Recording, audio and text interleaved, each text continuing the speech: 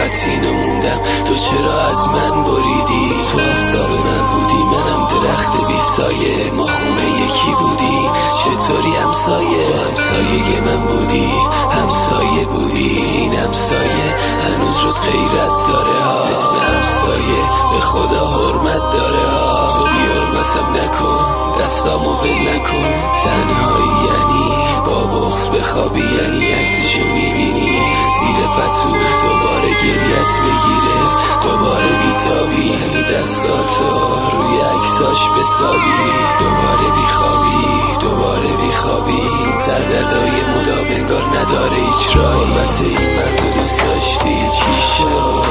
حالا واسد یادم غربتی شدم، غیرتی دوست داشتی قیمتی نبودی که بخوام سر غیرتی بشم. یه وقتایی میشه که یه چیزی زحمت نیست، درست مثل دستام که دیگه تو دستت نیست، حتی خودم تو رو از یاد میبره، انگشت اشارشم دیگه به سمتت نیست. حبیبمون بذار مردم بخندن به اشکا، بذار با حرص بخندن، یا اونایی که وقتی داری عشق اولشونی، یا وقتی که نداری چشماشون رو روت میبندن. تنهایی بخشی از بزرگ شدنه، یعنی اینقدر تیغ بکشی که پوستتو بکنه، مثل مردی که از بغض و کینه پره، تو دل شب تو خیابون پرسه میزنه.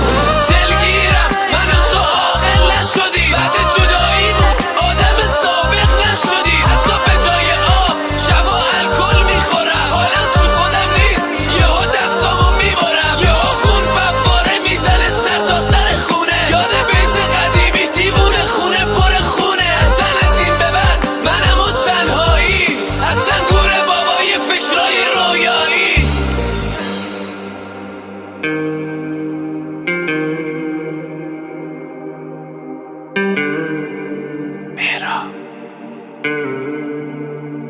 Arrangements Bajak Product